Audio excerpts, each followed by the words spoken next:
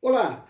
Dando sequência ao nosso estudo de direito penal de hoje, vamos tratar agora das outras hipóteses de aplicação da lei penal no espaço. Nós vimos que o princípio da territorialidade e da extraterritorialidade permitem a aplicação brasileira a crimes praticados tanto no país, princípio da territorialidade, quanto fora dele, princípio da extraterritorialidade. Mas há uma regra de exceção que impede a lei penal brasileira de ser aplicada no território nacional, ainda quando o crime seja nele praticado.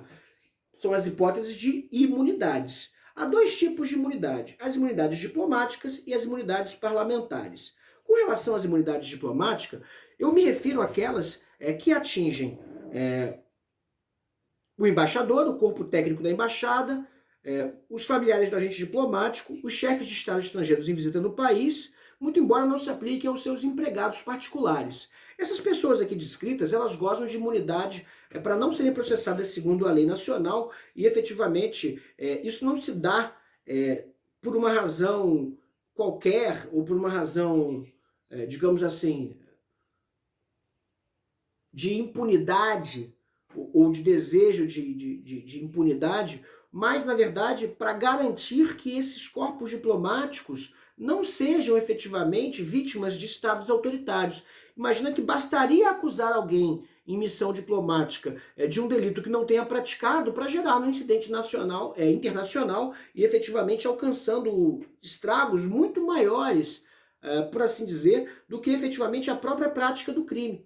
Vamos imaginar então que o embaixador tenha praticado aqui um homicídio culposo na direção de um veículo automotor e efetivamente um brasileiro venha a óbito.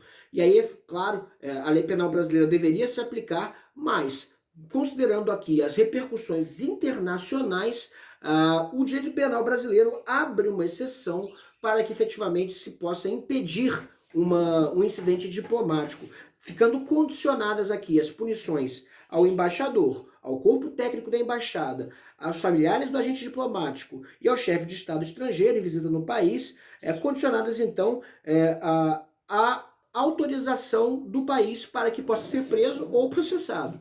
Então, efetivamente, sem autorização do país de origem da delegação, não pode aqui efetivamente haver aplicação da lei penal, por uma razão de proteção da liberdade diplomática e assim inviabilizando ou tentando minorar as consequências de um incidente diplomático que ultrapassariam em muito a própria lesão ao bem jurídico tutelado pela norma penal brasileira. Muitas pessoas confundem, acreditando que as embaixadas são parte do território estrangeiro dentro do Brasil, mas não é verdade. São território nacional, porém, o que acontece é que há um respeito à soberania do outro país e a não aplicação da lei penal a esses corpos técnicos da embaixada.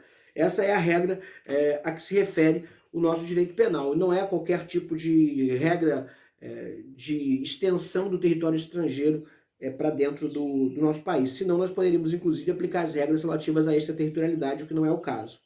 Outras imunidades que nós temos que considerar são as imunidades parlamentares, ou seja, as imunidades ou garantias de parlamentares para o exercício de suas funções previstas no artigo 53 da Constituição Federal, que assim estabelece: os deputados e senadores são invioláveis, civil e penalmente, por quaisquer de suas opiniões, palavras e votos. Essa é uma imunidade de caráter irrenunciável, porém não alcança os parlamentares licenciados para ocupar outro cargo. Daí que é muito interessante quando alguém recusa efetivamente ou renuncia a um cargo comissionado de ministro efetivamente para retornar ao parlamento e fazer uso e gozar da sua imunidade, efetivamente, né? A imunidade material ou inviolabilidade parlamentar se deve efetivamente aos crimes de opinião, ou seja, o sujeito vai até o Parlamento Nacional e diz e faz um elogio efetivamente a um torturador. Por que uma pessoa assim não pode ser punida se é um parlamentar? Porque está no gozo do exercício de sua opinião, gosta ou não, no plenário da Câmara, falando naquele ambiente. Ali existe uma imunidade contida no caput do artigo 53. Efetivamente, não pode ali haver uma interferência do direito penal brasileiro na opinião dessas pessoas. É uma espécie de imunidade que abrange, de certa forma, os crimes de opinião, né, ou efetivamente a possibilidade de um parlamentar ser punido pela sua opinião. Esse é um fato muito idiosincrático da democracia, né? Estender aqui a proteção a pessoas que possam efetivamente tentar contra ela, né?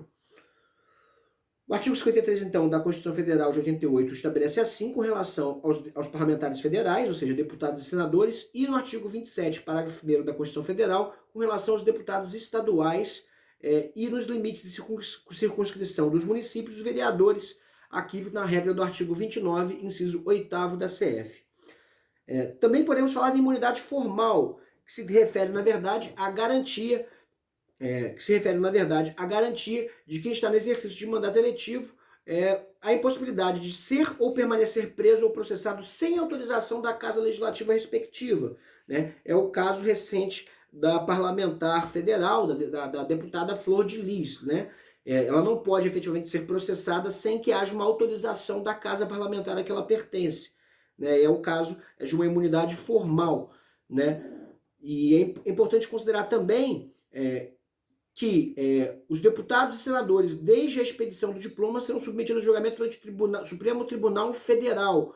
Ou seja, do ponto de vista penal, existe a questão do foro privilegiado ou foro por prerrogativa de função, falando mais tecnicamente, né? Bem, existe uma outra questão também, que é a imunidade para servir como testemunha, ou seja, os deputados e senadores não serão obrigados a testemunhar sobre informações recebidas ou prestadas em razão do exercício do mandato, nem sobre as pessoas que lhes confiaram ou deles receberam informações. Aqui, na verdade, uma regra que permite a liberdade do exercício da função parlamentar. Certo, pessoal? Então, essas imunidades parlamentares e diplomáticas são regras que vão efetivamente se caracterizar como exceções ao princípio da territorialidade, ou seja, não se aplicam às leis brasileiras, ainda que crimes tenham sido cometidos no Brasil, ou seja, fatos típicos previstos em normas penais incriminadoras. Eu espero que vocês tenham gostado desse vídeo, deixem seus comentários, eu aguardo vocês para as nossas próximas aulas. Gostaria de novamente insistir que vocês venham com as perguntas, as dúvidas, vamos interagir por mais esse espaço, já não somos mais limitados pela territorialidade, uma vez que nós estamos definitivamente na era da informação e na era virtual. Eu agora estou dentro da sua casa, de alguma maneira, levando conhecimento para você, e você pode também entrar na minha, quando você coloca o seu comentário e vai efetivamente interagir comigo em qualquer horário do dia, em qualquer lugar onde eu esteja. Talvez nós devamos pensar a territorialidade hoje em dia de uma forma bem diferente do que foi pensado em 1940, já que as fronteiras já não são mais as mesmas. Muito obrigado, espero vocês nos próximos vídeos.